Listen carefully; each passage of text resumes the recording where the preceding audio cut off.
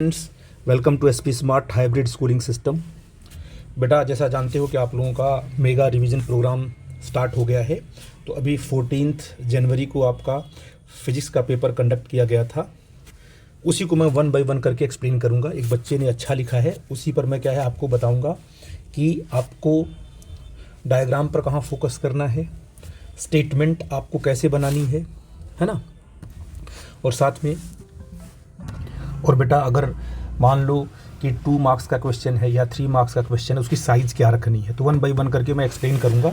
ध्यान देना एक एक करके, ठीक है ना। यहाँ पर हम लोग जो हमारा पहला सेक्शन है वो 1 मार्क्स का है, तो हम एक एक करके आगे बढ़ेंगे। देखो ध्यान से क्या कहा गया है कि what is the mass defect. तो लिखा क्या है, आप देखो बच्चे ने क्या लिखा है, mass defect is the difference between the mass of the nucleons and mass of the nucleus.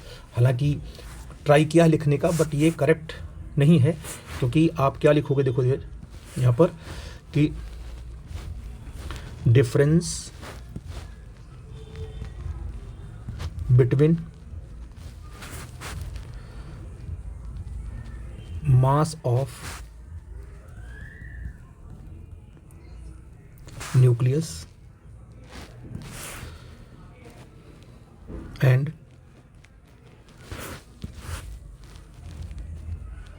Some of masses of nucleons, है ना, sum of masses of nucleons. ठीक है बेटा जी। तो ये चीज़ आपको ध्यान देनी होगी, जितने भी न्यूक्लियॉन्स होते हैं उनके मास का जब हम सम करेंगे तो वो मास जो है न्यूक्लियस के मास से क्या होता है, ज़्यादा होता है। तो जो इनका डिफरेंस होता है उसे बोलते हैं मास डिफेक्ट, ठीक है ना। तो ट्राई तो किया लिखने का, लिखा है, बट यह कि उसने नहीं लिखा है सम ऑफ मासेस, इसलिए आप लोग ध्यान देना इस पर, ठीक है ना। अब देखो क्या कह रहा है कि बेसिक, अगला क्वेश्चन क्या है, basic cause of the electromagnetic EMF, है ना, इंड्यूस ईएमएफ। तो इसने लिखा है basic cause of induce EMF is that opposes the magnetic flux. ये गलत है ना। क्या है, basic cause of induce EMF is, क्या होता है, change in magnetic flux, change in magnetic flux. जो फ्लक्स में चेंज होगा, है ना, जो मैग्नेटिक फ्लक्स में चेंज होता है उसे बोलते हैं, उसी की वजह से क्या है, इंड्यूस ईएमएफ आता है। अब अगला क्या है, देखो क्वेश्चन क्या है, इंटेंसिटी। यहाँ पर क्या है कि what is the effect of intensity of incident light, है ना। तो इफेक्ट क्या होगा, तो इसने क्या लिखा है, intensity of incident light proportional to photo electric current. ये गलत है, इस पर नंबर इसको नहीं मिलेगा, क्योंकि बिल्कुल गलत लिख दिया इसने है। तो आप क्या लिखोगे कि इसमें आप लिखोगे कि intensity of incident light is directly proportional to number of photo electron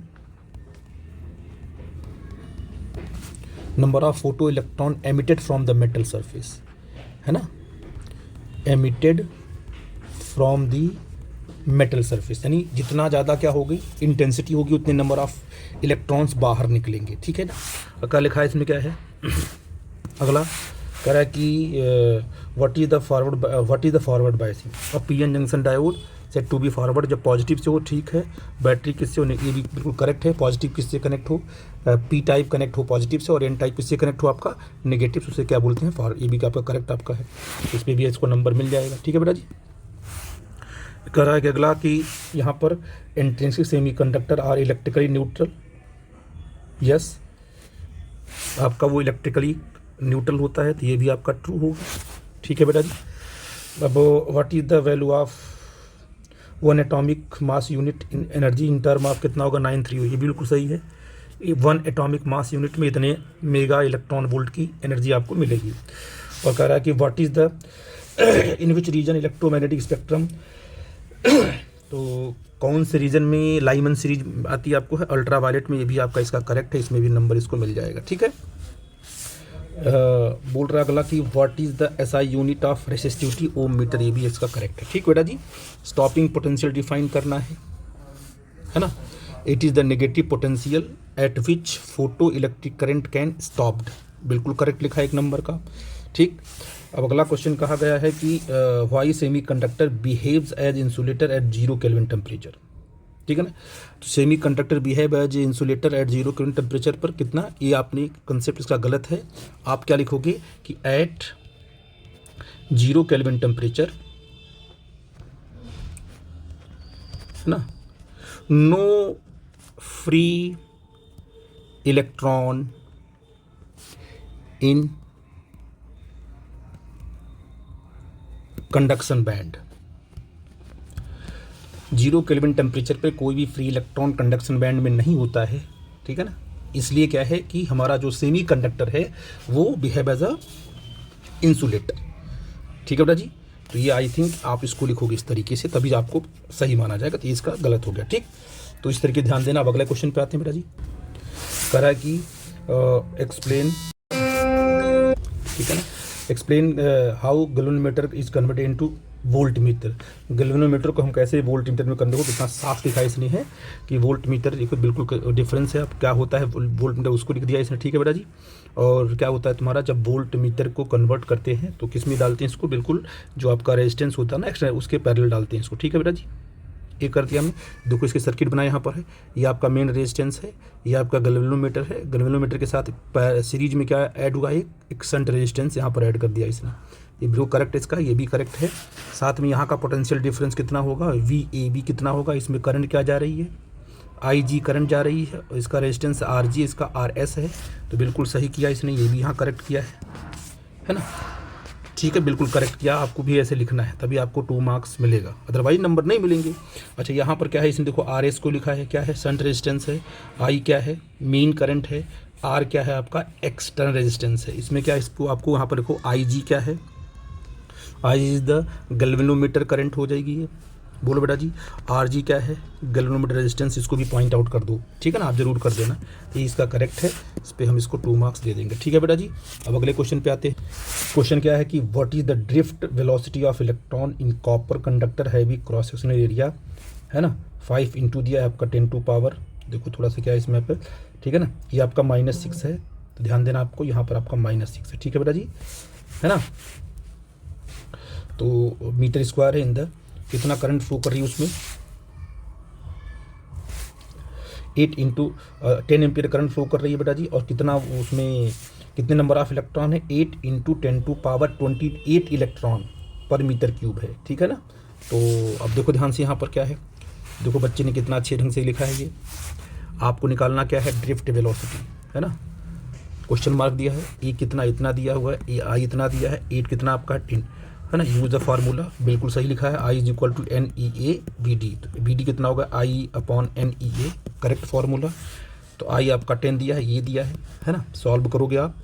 ठीक है बेटा जी, इसको सॉल्व इसने नहीं किया है, इसलिए क्या है कि हाँ आंसर लिखा हुआ उसने, लेकिन यहाँ पे जब सॉल्व करोगे देखो कितना आता है आपका, सॉल्व करोगे तो ऊपर आपका 10 है ना, कितना नीचे कितना मल्टीप्लाई करोगे आप, देखो ध्यान से, इधर आपका 8 है, इधर आपका 1 पॉइंट, इधर आपका 5 है, हो जाएगा 40, और 1.6 से जब मल्टीप्लाई करोगे 40 इंटू 1.6 आपका 64 आएगा।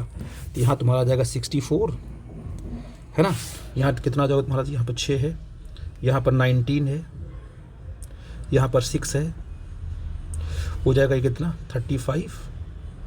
ठीक है बेटा जी, ये हो जाएगा तुम्हारा 25, 28 हो जाएगा यहाँ पर, तो जाएगा 10 टू पावर 3 आ जाएगा, ऊपर जाएगा तो वहाँ आ जाएगा तुम्हारा 10 टू पावर -3 आ जाएगा।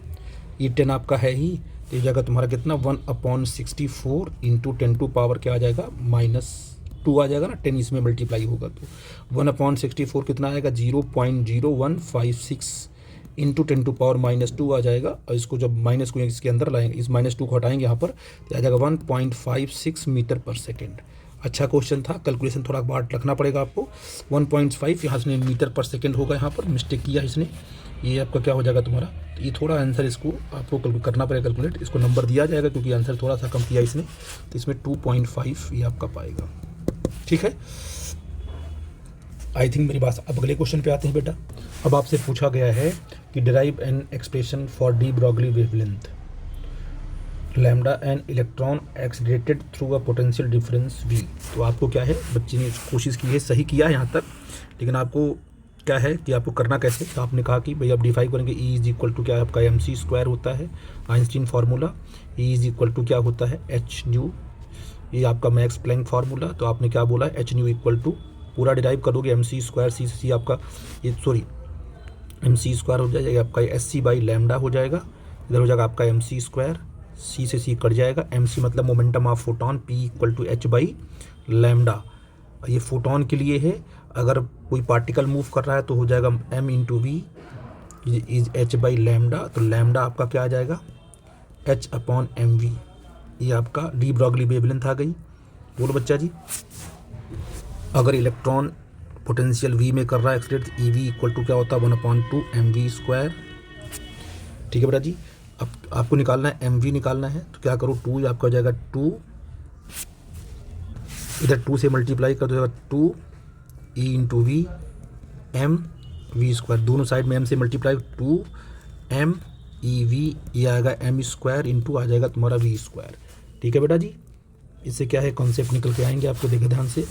ठीक है, अब क्या होगा तुम्हारा mv कितना हो जाएगा, m इंटू वी कितना हो जाएगा, बोलो बेटा जी, ये हो जाएगा आपका रूट में 2mev। बस अब यहाँ रख दो आपको, तो यहाँ पर लैम्डा कितना आ जाएगा, यहाँ से lambda is what, lambda is equal to what h/√2m e into V, ये आपका आ गया फॉर्मूला। इस तरीके से डिराइव करोगे तो आपका बिल्कुल करेक्ट माना जाएगा। तो सीक्वेंस आपको यही फॉलो करना जो मैं बता रहा हूँ। ठीक है बेटा जी, अब अगले क्वेश्चन पे आता हूँ। डिफाइन करना है कि यहाँ पर पावर डिफाइन करो वाटलेस करंट। तो ठीक डिफाइन क्या है, पावर क्या है, it is denote by a P, the rate of doing work is known as power. तो या साथ में ये भी मेंशन कर दो कि जो आपका पावर है वो क्या होगा, dW/dt होगा, इसका जो यूनिट क्या होगी वाट होगी। तो अगर आप लिख दोगे तो कोई दिक्कत की बात नहीं, 2 नंबर का है तो आपने इसको पॉइंट आउट करना ही पड़ेगा। और वाटलेस करंट क्या है, वाटलेस करंट क्या है, no power consume, circuit consume no power. Circuit में जो जिस करंट की वजह से पावर कोई कंजम्पशन नहीं होता उसे बोलते हैं वाटलेस करंट। सही करेक्ट आपने लिखा है, 2 नंबर इसमें इसको मिल जाएगा। ठीक है बेटा जी, आई थिंक मेरी बात समझ गए। इसके बाद क्या है, लेंज लॉ। ठीक है, लेंज लॉ लिखा है, डिफाइन कर दिया लेंज लॉ, ये डायग्राम सही बनाया इसने। ठीक है बेटा जी, और एक्सप्लेन कर दिया law of conservation of energy. तो बिल्कुल आपको ऐसे ही डायग्राम बना के पॉइंट आउट करना है। ठीक है बेटा जी, रिपल्सन की वजह से जो हम मैकेनिकल वर्क करते हैं वही वर्क क्या होता है इसके अंदर, जो हम इस मैग्नेट को हम राइट लेफ्ट लेके जाते हैं, ऐसे इस साइड में लेके जाएंगे, राइट लेफ्ट लेके जाएंगे इस तरीके से। तो हमने मैकेनिकल वर्क करना है, जो हम मैकेनिकल वर्क करते हैं वही क्या इसके अंदर स्टोर होता है in the form of electrical energy. ठीक है बेटा जी, तो पॉइंट आउट सही किया इसने, नंबर इसको पूरा मिलेगा। ठीक है बेटा जी, इसको ध्यान देना आप लोग। अब अगले क्वेश्चन पे आते हैं हम। ये इसका 17 क्वेश्चन यहाँ है, क्या है आपका कि a capacitor behave as a perfect conductor for high AC, explain why. तो क्या लिखा है इसमें देखो जाए, capacitor behave as a pure conductor for high AC because when AC will be high then the capacitor will be decrease. अब इसने सही लिखा नहीं है, नंबर नहीं मिलेगा इसको, फार्मूला तुमने पॉइंट आउट कर दिया है, बिल्कुल सही लिखा है फार्मूला। अब यहीं से आप कर सकते हो इसको एक्सप्लेन। कैसे करोगे इसको बेटा एक्सप्लेन, देखो ध्यान से। आप कहोगे सर यहाँ पर लिख दिया इसने 2πf। अब बताइए अगर AC अगर हाई है, जिसका मतलब फ्रिक्वेंसी भी क्या होगी इसकी हाई होगी, और फ्रिक्वेंसी हाई होगी तो पक्का इसका रिएक्टेंस क्या होगा, कैपेसिटिव रिएक्टेंस क्या होगा, कम होगा। और कैपेसिटिव रिएक्टेंस कम होगा तो क्या हो जाएगा वो, तो इसमें जो करंट क्या होगी, करंट इसमें बढ़ जाएगी। रिएक्टेंस मतलब क्या है, जो अपोजिशन ही इसका कम हो गया तो ऑटोमेटिक क्या होगी, करंट इंक्रीज कर जाएगी। इसीलिए जितना कम रिएक्टेंस होगा और रेजिस्टेंस, जितना कम अपोजिशन ऑफर होगा उतना करंट क्या होगी, ज़्यादा होगी। तो बहुत हाई फ्रिक्वेंसी पर करंट बहुत ज़्यादा मिलती है, इसलिए कहते हैं कि हमारा जो कैपेसिटर है वो बिहेव एज अ कंडक्टर। ये सब मैथमेटिकल फॉर्मेट देने के बाद ही बोलना पड़ेगा आपको। ठीक है बेटा जी, आई थिंक मेरी बात समझ पा रहे हैं क्या लिखना है। जो लिखा आपने लिखा ठीक है, फार्मूले के बाद ये देना होगा कि AC बहुत हाई है तो फ्रिक्वेंसी भी हाई होगी, फ्रिक्वेंसी हाई होगा तो आपका कैपेसिटिव रिएक्टेंस भी क्या हाई होगा, सॉरी कैपेसिटिव रिएक्टेंस आपका लो होगा। क्या होगा आपका, लो होगा। इसके लो होने से करंट क्या होगी, मैक्सिमम। और करंट अगर बढ़ रही है इसका मतलब आपका जो भी आपकी डिवाइस है वो क्या behave as a conductor. I think मेरी बात समझ पा रहे हो, ठीक है ना। इसको नंबर यहाँ कटेगा क्योंकि इसने स्टेटमेंट सही लिखा नहीं है, ये फार्मूला सही दिया तो इस पर 1 नंबर इसको मिल जाएगा। ठीक है, अब देखो derive an expense for parallel plate capacitor when dielectric slab inserted. तो आप देखो माइनस क्यू, यहाँ पर प्लस क्यू, डाइलेक्ट्रिक डाल दिया उसने, के सब लिखना पड़ेगा आपको, बच्चे ने लिखा नहीं के क्या चीज़ है उसको लिखो, डाइलेक्ट्रिक कांस्टेंट है, प्लस क्यू चार्ज क्या है, चार्ज ऑन है ना, ई क्या है, इलेक्ट्रिक फील्ड है, पॉइंट आउट करोगे तभी आगे बढ़ोगे। ये बिल्कुल करेक्ट डायग्राम बनाया, डाइलेक्ट्रिक स्लैब डाला, ये भी सही है, ये भी सही है, इसका ये भी सही है, ठीक है ना। तो अब यहाँ पर इसने क्या किया, ये फुल्ली इंसर्शन में दिखा दिया इसने, फार्मूला यहाँ बनाया इसने, ठीक है ना। इस तरीके से आप यहाँ दिखा दोगे कि जो आपका न्यू रेजिस्टेंस आया सी आया ना, जो सी आया वो क्या है, विदाउट क्या है, विदाउट स्लैब से क्या है, छोटा होता है ना कैपेसिटेंस, इसकी कैपेसिटी बड़ा होती है, सी की कैपेसिटी क्या है, सी नॉट से बड़ा होगी जब हम इसमें स्लैब नहीं डालेंगे। खैर यहाँ तक पूछा तो आपने डिराइव कर दिया है, फुल्ली इंसर्शन में आपने दिखा दिया क्या चीज़ के, हाँ ठीक, फुल्ली इंसर्शन में आपका क्या होगा, तुम्हारा ये जो टी होगा वो डी के बराबर हो जाएगा, ठीक है बेटा जी। तो ये आपका करेक्ट आ गया, तो इसमें पूरा का पूरा नंबर मिल जाएगा, इसमें कोई दिक्कत की बात नहीं। जो डेरिवेशन दिया है सिर्फ क्या है, जो आप टर्म यहाँ यूज कर रहे हो उसको पॉइंट आउट कर दो, ठीक है बेटा जी। अब आते हैं अगले कंसेप्ट में। क्वेश्चन है आपका क्या कि why does the resistivity of semiconductor and insulator decreases with rise in temperature. बेटा क्या होता है कि मेन होता है सेमी कंडक्टर के, देखते हैं कि सेमी कंडक्टर क्या होता है, बैलेंस बैंड यहाँ होता है, ऐसे क्या होता है, कंडक्शन बैंड होता है। तो जब हम क्या करते हैं बेटा जी, जब आप वैलेंस बैंड में कोई इलेक्ट्रॉन अगर है तो बेटा यहाँ पर क्या है, देखो बच्चे ने लिखा क्या है कि resistivity of semiconductor and insulator decreases with rise in temperature because the rise of temperature will affect the electron in valence band. ऐसा नहीं बोल सकते हो आप, सेंटेंस आपका सही नहीं है। आप क्या लिखोगे कि जब हम द राइज ऑफ टेम्परेचर, आप यहाँ लिखोगे resistivity of semiconductor and insulator decreases with rise in temperature because more electron gain sufficient energy to jump from valence band to conduction band, to the conduction band, ठीक है बेटा जी। और जब वो कंडक्शन बैंड में electron आ जाएंगे तो वो आसानी से क्या करेंगे, फ्लो करेंगे, और जब वो आसानी से फ्लो करना शुरू कर जाएंगे, नंबर ऑफ इलेक्ट्रॉन कंडक्शन में बढ़ जाएंगे, तो पक्का है कि कंडक्टिविटी क्या उसकी बढ़ेगी, और कंडक्टिविटी बढ़ेगी तो उसका रेजिस्टेंस क्या होगा, पक्का कम हो जाएगा। आई थिंक मेरी बात समझ पा रहे हो आप, तो इस तरीके से आप इसको एक्सप्लेन करोगे, ठीक है ना। अच्छा, अब अगला क्वेश्चन देखते हैं बेटा जी क्या है। क्वेश्चन ये है कि derive an expression for electric field intensity at the point of equatorial line of the dipole, ठीक है। ये आपने माइनस क्यू लिया या प्लस क्यू लिया, थोड़ा सा कुछ चीज़ों का ध्यान देना आप लोग, क्योंकि यहाँ पर आप जो है दिखा दिया करो बेटा जी कि यहाँ से क्या है तुम्हारा, ये डाइपोल मोमेंट आपका इधर है, ये प्लस क्यू माइनस क्यू आपका आर डिस्टेंस पे आपने एक, ये आपका कौन सी लाइन है, इक्वेटोरियल लाइन है।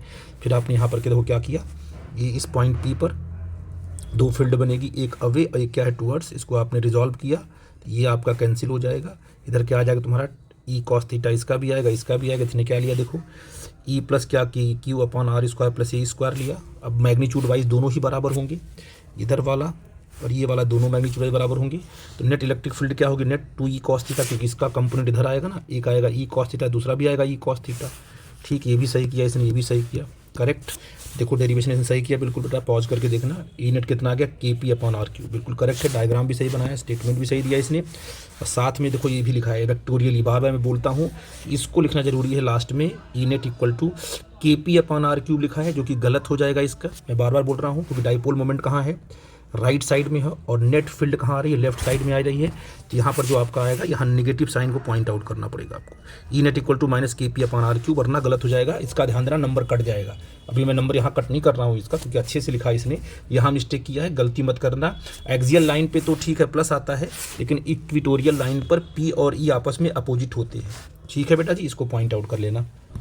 अगला question, derive an expression for electric field intensity at the point of equatorial, है ना, तो लाइन ऑफ द डाइपोल, ये तो हो गया आपका। Derive root mean square value of an alternating current.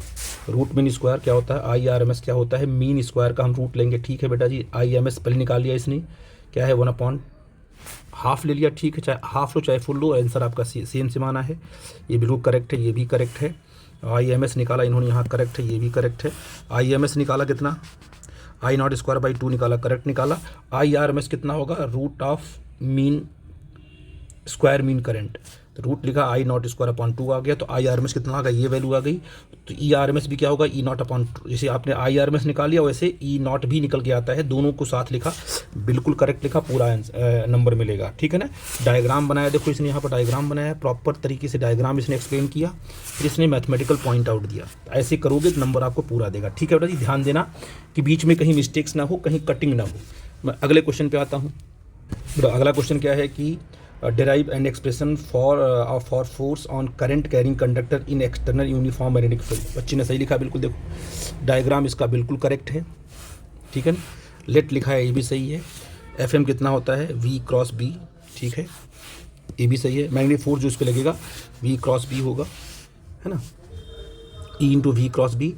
Total force आपने सही निकाला है, ठीक है ना। बस आप गलती कहाँ कर रहे हो, बार बार आप क्या है कि अभी क्रॉस नहीं लगाना, अभी क्योंकि एफ एम लिखा आपने एन ए एल, तो आप सिंपल मैग्नीट्यूड लेके चलो। क्या लेके चलोगे बेटा जी, यहाँ पर आपने गलती कर दी, तो आप यहाँ सिर्फ मैग्नीट्यूड लेके चलोगे, है ना, बाद में हम कर लेंगे वेक्टर। अब ये हटाओ यहाँ से वेक्टर, क्योंकि ये सब मैग्नीट्यूड चल रहा है आपका, टोटल फोर्स सिंपल मैग्नीट्यूड चलेगा। तो मैग्नीट्यूड कितना आ गया, एफ एम इक्वल टू कितना आ गया, देखो ध्यान से, यहाँ जो आपका एफ एम आ गया कितना आ गया, I L B sine theta, बिल्कुल सही आया, है ना। यहाँ पर थीटा जो लिखा आपने बिल्कुल करेक्ट लिखा हुआ है। यहाँ फिर मत डालो वेक्टर, गलती कर दिया आपने। अगर इसको लिखना है वेक्टोरियली तो क्या होगा, ये आई एल क्रॉस बी होगा, ऐसे ऐसे ये होगा तुम्हारा वेक्टर, वरना मैग्नीट्यूड में ही लिखो। डिफाइन कर दिया आपने, ठीक है, फोर्स लगा के आपने दिखा दिया, कोई दिक्कत की बात नहीं है, पर बाद में आपने वी वी साइन थीटा लिख दोगे। बट ये है कि यहाँ पर आपको वेक्टर नहीं लिखना है, सिंपल मैग्नीट्यूड लेके चलना है, ठीक है ना। I L B sine theta आपका मैग्नीट्यूड है फोर्स का, बात समझ में आई। इसके बाद आपने उस पर दिखा दिया आपको थीटा इक्वल 0, फोर्स आपका 0 है, और 90 फोर्स आपका मैक्सिमम, आई एल बी आपका मैक्सिमम फोर्स है। तो फोर्स मेन आपका फार्मूला ये आया, मैंने force on the current carrying conductor ये आया। वेक्टोरियली आप इसको लिखोगे इस तरीके से, ठीक है ना, इसका ध्यान देना बेटा। अगला क्वेश्चन दो क्या है यहाँ पर, Young's double slit experiment a screen placed 15.5, है ना। ये आपके पास क्या है, स्लिट आपके पास ऐसे बनी हुई है ना, ये स्लिट है, ये आपकी स्क्रीन है, ये आपका कैपिटल डी होता है, इनके बीच का डिस्टेंस जो होता है उसको बोलते हैं स्मॉल डी बोलते हैं। और अगर आपके पास क्या है, मान लो आपने किसी पॉइंट पी पर आप गए, है ना, ये डिस्टेंस अगर आपका एक्स है, क्या है, एक्स है, तो जो पार्ट डिफरेंस क्या होगा, X D upon capital D is equal to, अगर ब्राइट फ्रिंज है तो एन लैम्डा होगा, ये formula, X D upon X small D upon capital D equal to N lambda. अगर डार्क फ्रिंज की बात करेगा तो 2n + 1 लैम्डा बाई 2 हो जाएगा, ठीक है ना। अब क्वेश्चन में देखो क्या बोला इन्होंने बोला कि आपके पास आपको लैम्डा निकालना है, लैम्डा वेवलेंथ निकालना, तो क्या तुम्हारा हो जाएगा, X D upon capital D into N हो जाएगा। अच्छा, कितना है, ब्राइट फ्रिंज से सेंट्रल फ्रिंज से कितनी दूरी पर आपका फोर्थ बना हुआ है, फोर्थ एक्स की वैल्यू क्या दिया, देखो ध्यान से, फोर्थ ब्राइट फ्रिंज कितना है, 1 सेंटीमीटर पे है ना। एक्स की वैल्यू आपकी 1 सेंटीमीटर है, एक्स की वैल्यू कितनी है, 1 सेंटीमीटर है, तो ये हो जाएगा तुम्हारा 10⁻⁻2 मीटर, ठीक है ना। तो लिखो यहाँ पर लिख देते हैं बेटा जी, देखो ध्यान से, यहाँ पर लिख देते हैं हम लोग क्या चीज़, ये आपका हो जाएगा 10 × 10 क्या हो जाएगा, 1 × 10⁻⁻2 सेंटीमीटर। स्मॉल डी की वैल्यू क्या दी गई है, स्मॉल डी का मतलब स्लिट विड्थ कितना दिया गया है, देखो 0.03 दे दिया गया बेटा, ठीक है। अच्छा, अपॉन कैपिटल डी कितना दिया हुआ है, कैपिटल डी कितना दिया है, 1.5 मीटर दिया हुआ है, इंटू एन कितना है, फोर्थ ब्राइट फ्रिंज है, ठीक है ना। तो आप ऊपर वाला क्या है, तो आपका 10⁻⁻2 है, इंटू इसको आप 3 × 10⁻⁻2 लिख सकते हो, अपॉन 1.5 इंटू इसको 4 कर सकते हो, 115 है आपका, 1.4 यहाँ 2 आ जाएगा, 2 से ये कट जाएगा, यहाँ पर कितना आ जाएगा, 2 आ जाएगा, है ना। तो ये कितना आ जाएगा तुम्हारा, 1/2 आ जाएगा, 0.5 × 10⁻⁻4 मीटर आ जाएगा ना। इसके बाद 5, बोलो बेटा जी, 10⁻⁻5 मीटर आ जाएगा वेवलेंथ की वैल्यू। फार्मूला पता है तो आसानी से सॉल्व कर ले जाओगे, ठीक है बेटा, ये भी आपका हो गया। अब अगला क्वेश्चन देखो क्या कह रहा है कि भाई derive the relation R where symbol have their usual meaning, ठीक है ना। अब हमें आर को डिराइव करना, देखो कैसे। देखो बच्चे ने क्या किया, देखो ध्यान से। अभी 24 कैसे, वी नो दैट आई लिखा है एन ई वी डी के बराबर, ठीक है। आप इसको लिख दो, एन क्या है, ई क्या है, और N E A V D है वो, ठीक है ना।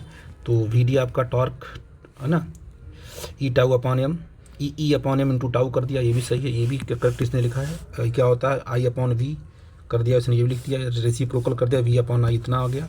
Are equal to V upon I होता है, तो आर इक्वल टू देखो M L upon N E square A tau के बराबर आ गया। आर क्या है, ए क्या है, एल क्या है, बिल्कुल करेक्ट आंसर है, इस पर पूरा पूरा नंबर मिलेगा इसको, ठीक है बेटा जी। अब अगला क्वेश्चन आते हैं, देखते हैं बेटा अगला क्वेश्चन क्या कह रहा है कि डिस्कस द, यहाँ पर फाइंड द, क्या show the electric field at any point is equal to the negative potential gradient at any point, ठीक है ना। ठीक है, यहाँ पर प्लस क्यू चार्ज ले लिया इसने, इलेक्ट्रिक फील्ड यहाँ बनी है, ये क्या है, पोटेंशियल डिफरेंस आपका डी वी है, तो E is equal to minus D V by D R, आपको ये प्रूफ दिखाना है। तो ठीक है, आपने क्या कहा कि ई डी आर क्या होगा, डी वी के बराबर होगा बेटा जी। तो D V equal to minus E D R होगा, I E is equal to क्या होगा बेटा। तो आपको इसमें थोड़ा प्रूफ करना पड़ेगा, अदरवाइज़ क्या है, मिस्टेक हो जाएगी आपसे। देखो कैसे क्या करोगे, आपने कहा कि ठीक है, आपने यहाँ एक प्लस क्यू चार्ज ले लिया, देखो मैं कर रहा हूँ ध्यान देना। यहाँ पर आपने एक प्लस क्यू चार्ज ले लिया, और इस प्लस क्यू चार्ज से आपने इलेक्ट्रिक फील्ड निकाला कि इलेक्ट्रिक फील्ड कहाँ जा रही है, राइट साइड में, ठीक है बेटा जी, ये इलेक्ट्रिक फील्ड जा रही है, ठीक है ना। अब आपने क्या है कि यहाँ पर 2 पॉइंट चार्ज लोगे, एक पॉइंट यहाँ ले लोगे ए, और इधर एक पॉइंट ले लोगे, आपका बी हो जाएगा बेटा जी, है ना। ये हो जाएगा तुम्हारा बी, थोड़ा दूर लिया मैंने। अब ए से आप बी आ रहे हो, ए से बी आए तो आपने कितना डिस्टेंस ट्रेवल किया, डी आर, है कि नहीं बेटा जी। अच्छा, तो आप डी आर, इस पर फोर्स कहाँ लगा हुआ, फोर्स आपका कितना है, फोर्स आपका इधर होगा, फोर्स होगा आपका क्यू इंटू ई होगा, ठीक है बेटा जी, है कि नहीं है। तो बताइए आप, फोर्स कहाँ है, राइट साइड में, डी आर कहाँ, लेफ्ट साइड में, है कि नहीं बेटा जी। तो अगर ऐसी बात है तो आप बताओ डी डब्ल्यू कितना होगा, वर्क डन कितना होगा फ्रॉम ए टू बी, बोलो बेटा जी। तो आपका होगा minus F into D are, इनके बीच में कितना एंगल है, 180 का एंगल आपका है कि नहीं बेटा जी।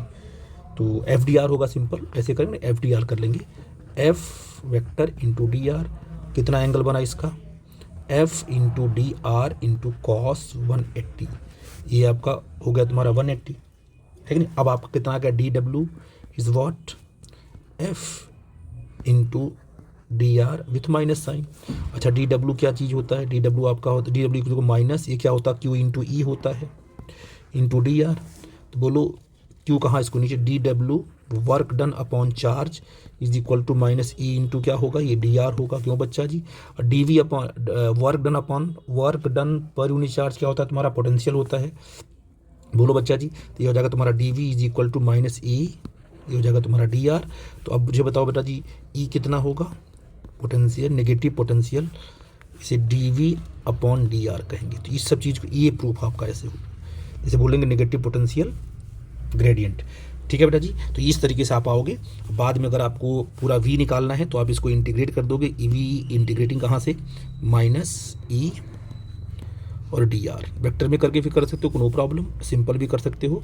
इस तरीके से आप जो है जहाँ से भी आपको इंटीग्रेट करना है R1 टू R2, तो इस तरीके से आप कर सकते हो। मेन आपको डेरिवेशन नहीं देना था, तो इसमें थोड़ा सा आप क्या है कि आपने बस लिख दिया है ऐसे फार्मूला बना करके, जो कि सही नहीं है, ठीक है बेटा जी। इसको ध्यान से करो, हालांकि इसको भी हम करेक्ट कर रहे हैं, लेकिन इस पर नंबर कटेगा आपका, ठीक है बेटा जी। इस पर नंबर आपका कट जाएगा क्योंकि आपने प्रूफ नहीं किया, जो कहा वो आपने किया नहीं है, ठीक है बेटा। ठीक है, ये भी देखिए अगला क्वेश्चन क्या है, discuss the effect of temperature of resistance on conductor. तो आपने जो यहाँ पर पॉइंट आउट किया उसको देखा जाए, तो ये किया आपने, ठीक है। अब इनिशियल ले लिया आपने, ले लिया फाइनल लिया, ठीक है। आप लिखो आर आई क्या है और टी आई क्या है, नहीं तो काम नहीं बनेगा। आर एफ क्या है और टी एफ क्या है, इसके बारे में लिखो, इनिशियल रेजिस्टेंस, इनिशियल टेम्परेचर, है ना। तो ये क्या है, R F change in temperature क्या है, ये भी ठीक है, ये भी ठीक आपका है, ये भी आपने सही किया। Alpha is the coefficient of resistance, temperature coefficient of, क्या लिखना है कि टेम्परेचर कोफिशिएंट ऑफ रेजिस्टेंस, ठीक है। आर एफ इक्वल टू इतना है, तो आर एफ कितना, are I 1 plus alpha delta T, correct है, ठीक है बेटा जी। अब यहाँ से क्या है कि अल्फा क्या होगा, ये भी आपने कर लिखा है, करेक्ट, ठीक है ना। तो ये डेरिवेशन आपका करेक्ट है, नो प्रॉब्लम, बट आपको सारी टर्म के बारे में लिखना होगा 1 बाई 1 करके, ठीक है बेटा जी। तो डेरिवेशन साफ है, डायग्राम भी बनाया है, नंबर मिल जाएगा आपको, ठीक है। और देखो आपने अल्फ़ा के बारे में भी लिख दिया है, अल्फ़ा की यूनिट लिख दो तो अच्छी बात है, पर डिग्री सेल्सियस होता है बेटा जी, है ना। तो उसको भी आप पॉइंट आउट कर दो तो नंबर आपको पूरा का पूरा मिलेगा। हालांकि नंबर इस पे भी मिल जाएगा, आपने साफ लिखा है, आपको भी ऐसे ही लिखना है। ठीक है बेटा जी। मैं अगले क्वेश्चन पे आता हूँ। बच्चे से पूछा गया find the expression for the radius of nth orbit hydrogen atom. ठीक है, ये डायग्राम बनाया इसने mv(n²). अब लिखो vn क्या है, मास क्या है, सबके बारे में लिख लो। पहले लिखते हैं बेटा जी। m क्या है, मास ऑफ इलेक्ट्रॉन, vn क्या है, velocity of nth orbit of electron, है ना, rn क्या है, रेडियस ऑफ nth ऑर्बिट। तो लिखना पड़ेगा आपको, नंबर नहीं मिलेगा। नंबर लिखा पॉइंट जितना भी टर्म आप लिखो उसके बारे में राइट साइड में जरूर लास्ट में लिख दो। ये भी करेक्ट आपका, ये भी करेक्ट, ये भी करेक्ट, फार्मूला बिल्कुल करेक्ट, ये भी करेक्ट पुट कर दिया इसने, इस भी करेक्ट आपका। तो nth कितना आ गया आपका 0.529 n²/z, बिल्कुल करेक्ट आपका आंसर है। तो ये बिल्कुल करेक्ट है। बस गलती क्या है आपकी, मिस्टेक्स कहाँ है, आप मास जो भी टर्म आप यहाँ यूज कर रहे हो उसके बारे में यहाँ पर पॉइंट आउट करो, क्योंकि आप एग्जामिनर को चाहिए ना लिखना कि आपने m क्या है, vn क्या है, बच्चा जानता है कि नहीं जानता है। इन सब चीज़ों को आप लोग यहाँ पर पॉइंट आउट कर दो। ठीक है बेटा जी, ये आपका पूरा डेरिवेशन करेक्ट है। ठीक है ना, जहाँ जहाँ आपको जो भी आपको इसमें मेंशन करना मैं आपको बोल रहा हूँ। अब अगले क्वेश्चन पे आता हूँ बेटा। क्वेश्चन क्या बोल रहा है, find the refractive index of material of a prism इतना angle for yellow light is calculate the angle of minimum deviation. तो आपको रिफ्रैक्टिव इंडेक्स कितना दिया है, √2 दिया हुआ है पहले से, और ए की वैल्यू क्या दी गई है आपको 60 दी गई है बेटा जी, है ना। आपको डेल्टा एम चाहिए। फार्मूला क्या होता है, mu equal to sine delta minimum by 2 plus A upon delta A upon 2। ठीक है ना, तो म्यू आपको √2 बाई दिया है, डेल्टा निकालना आपको, डेल्टा अपॉन 2, ये प्लस 30 है ना, पूरा का प्लस 30 अपॉन इतना आ गया। ठीक है बेटा जी। अब देखो क्या होगा, अब ये कितना होता है तुम्हारा, ये होता है साइन 30 होता है तुम्हारा 1/2, 1/2 इसके पास ले जाओगे। देखो तो फिर क्या करेगा, इसके क्या किया इसने यहाँ पर, यहाँ से इसने किया ये सही है, ये कितना देखो यहाँ से किया इसने, तो √2 अपॉन साइन इतना लिख दिया है, तो 1/√2 साइन दिस। ठीक है, नो प्रॉब्लम। अब 1/√2 साइन, अब साइन देखो कट, गलती कहाँ की, कटता नहीं साइन जी, यहाँ कटता नहीं है। बस ये एंगल जो आपने निकाला, ये एंगल बराबर कितना हो जाएगा तुम्हारा जी, 1/√2 है ना आपका, 1/√ साइन 45 डिग्री का बनेगा। तो एंगल बराबर होंगे ना एंगल दोनों, ठीक है ना। तो अगर ये दोनों एंगल बराबर हैं तो कितना हो जाएगा देखो ध्यान से, तो ये 45 हो गया आपका। तो यहाँ कितना होगा देखिए, यहाँ 45 आ गया। देखो इसने 3 को ट्रांसफ़र कर दिया, गलती क्या है, क्योंकि ये पूरा का पूरा ये है ना डेल्टा m प्लस a/2 है, यहाँ गलती इसकी हो रही है, तो इसको गलत हो गया। इस यहाँ पर कितना आ गया तुम्हारा, ये 45 आ जाएगा, ध्यान देना। ये कितना आ गया तुम्हारा, ये 45 है ना, ये तुम्हारा 45 इज इक्वल टू कितना आ जाएगा तुम्हारा यहाँ पर, डेल्टा मिनिमम प्लस 30 अपॉन यहाँ आ जाएगा 2। अब 2 से यहाँ मल्टीप्लाई होगा तो 90 आ जाएगा। ये डेल्टा मिनिमम प्लस 30 आ जाएगा। फिर डेल्टा मिनिमम की वैल्यू क्या आ जाएगी, 90 माइनस 30, ये तुम्हारा बोला जाएगा 60 डिग्री। तो गलती इन्होंने यहाँ पर की है कि इन्होंने क्या किया, डेल्टा m पर ही 2 लगा के आपने, इन्होंने 30 को ट्रांसफ़र कर दिया, ये गलत कर दिया। तो इसका ध्यान देना आप लोग, ठीक है बेटा जी। आई थिंक मेरी बात आप समझ पाए। मैं अगले क्वेश्चन पे आता हूँ। इसमें क्या है, using Gauss's law deduce the expression for the electric field due to uniform charlie. अच्छा ये तो हो गया तुम्हारा। तो अच्छा 29, what is the Gauss's law, यहाँ ना पहले 29 देखते हैं। What is the Gauss's law, find out the electric field at a point due to a uniformly charge long straight wire. बिल्कुल सही स्टेटमेंट इसने बिल्कुल सही दिया है, नो प्रॉब्लम, है ना। इसका स्टेटमेंट सही है, ये भी इसका सही है। E.DA फॉर डायग्राम बिल्कुल करेक्ट है, देखो डायग्राम बनाया इसने, ठीक है बेटा जी। इसके बाद इसने पॉइंट आउट किया एक एक करके, ये भी सही, ये भी सही, ये भी, ये क्या आ गया तुम्हारा 2k λ/r, ये भी करेक्ट आपका, ये बिल्कुल करेक्ट है। तो आपने कहा कि सर ठीक है, और ये बिल्कुल सही है। डायग्राम भी प्रॉपर है, तो इसको पूरा का पूरा मार्क्स यहाँ मिल जाएगा। यहाँ लिख देंगे आप लोग कि ई जो है डायरेक्टली प्रोपोर्शनल टू आपका आर मिलेगा, ठीक है ना। डायग्राम चाहो बना लो, रेसिप्रोकल आपका ऐसे आएगा, ये इधर क्या होगा तुम्हारा आर, इधर क्या होगी तुम्हारी इलेक्ट्रिक फील्ड होगी, तो आपको नंबर पूरा मिलेगा। इस पर भी नंबर इसको पूरा मिल जाएगा, ठीक है बेटा जी। और याद रखना, ये जो आपने जो कटिंग करा ना आपने, ये क्या है तुम्हारा, यहाँ लिखो गॉसियन सरफेस, ये भूलना मत, ये आपका गॉसियन सरफेस है, ठीक है ना। 3 एलिमेंट कट किया आपने, यहाँ पर डी ए, ये बिल्कुल करेक्ट है। तो डायग्राम सही है, डेरिवेशन भी इनका सही है। तो आप लोग भी इसका पूरा 5 मार्क्स इसमें मिल जाएगा। आपको भी डायग्राम बनाना है और साथ में इसको मेंशन कर देना है, तो फिर नंबर पूरा मिलने के चांस होते हैं, ठीक है। डायग्राम जो इसमें क्या बोलते हैं ग्राफ आएगा, ठीक है बेटा जी। मैं अगले क्वेश्चन पे आता हूँ, देखो ध्यान से। देखो बेटा जी क्या है, using Gauss's law deduce the expression for electric field due to uniformly charged spherical conducting shell. तो आपने क्या है, देखो ध्यान से, इन्होंने क्या है यहाँ से स्टार्ट कर दिया इस बच्चे ने, गलती ये इससे हुई कि आपने इसने कुछ इसके बारे में लिखा नहीं, ठीक है ना। तो आपको पॉइंट आउट क्या करना है, आप यहाँ पर लिखोगे कि भाई let us consider uniformly charge spherical shell of radius r, है ना। एंड ये क्या है तुम्हारा, ये तुम्हारा है गॉसियन सरफेस। पहले आगे पहला लिखोगे at the point outside the shell, ठीक है। ये आपका क्या लिखोगे यहाँ पर, ये गॉसियन सरफेस आपने बनाया, ये आपने क्या बनाया, गॉसियन सरफेस। ये आपने एलिमेंट यहाँ कट किया, है ना, यहाँ पर एलिमेंट आपने कट किया, डी लिया, ठीक, ये भी सही इसका है, ये भी सही है। इतनी दो जगह लिया, आप एक जगह लेके ही कर सकते हो आउटसाइड में, ठीक है। Total electric flux E cos 0, क्योंकि ई और डी ए के बीच का एंगल 0 है, बिल्कुल सही किया। 4πr² इसकी एरिया है, तो KQ/r² आ गया, करेक्ट आ गया। ये क्या आएगा, आउटसाइड में आएगा, ये आएगा, नो प्रॉब्लम। आउटसाइड पूछा और इनसाइड पूछा, इनसाइड के लिए क्या है देखो ध्यान से, हाँ, at a point inside the shell, गलत कर दिया बच्चे ने, क्योंकि इन साइड पे इसने r लिया है जो कि एट द सरफेस होगा, इसलिए पॉइंट ऑफ इसका गलत हो गया। इन साइड में क्या करोगे आप लोग, कहोगे आपके पास क्या है, एक आपके पास ये स्फेरिकल सेल आपका, इस पर पॉजिटिव चार्ज यहाँ होगा, ठीक है ना, ठीक है ना। Draw consider a point in side क्या है यहाँ पर देखो, ये पूरा का पूरा यहाँ पर r है ना ये, तो आप अंदर आकर क्या है एक पॉइंट कंसिडर किया और इसी पॉइंट को रेफरेंस मानकर आपने क्या बनाया, एक गॉसियन सरफेस ऐसे बनाया आपने, है कि नहीं बेचारी, बनाया आपने गॉसियन सरफेस। अब इसका सरफेस का ये क्या होगा, इसका इलेक्ट्रिक फील्ड कहाँ होगा, इसका क्या बोलते हैं, इसका सरफेस कहाँ होगा, DA कहाँ होगा, आउटसाइड होगा, क्यों बच्चा जी, है ना। अब लिखोगे इन साइड में क्या लिखोगे, R लेस देन क्या आपका R है, ठीक है ना। तो फार्मूला आपका वही हो जाएगा कि जो आपकी गॉस लॉ का यूज करोगे क्या होगा तुम्हारा, देखो आप कहोगे सर E.DA करेंगे हम लोग, है ना, ये आपका E.DA है, Q in upon epsilon naught आ जाएगा, है ना। अब Q इन तुम्हारा क्या 0 है, Q इन अगर आपका 0 है, बोल बच्चा जी, Q इन ही आपका 0 है, क्योंकि अंदर कोई चार्ज तो है नहीं इसके।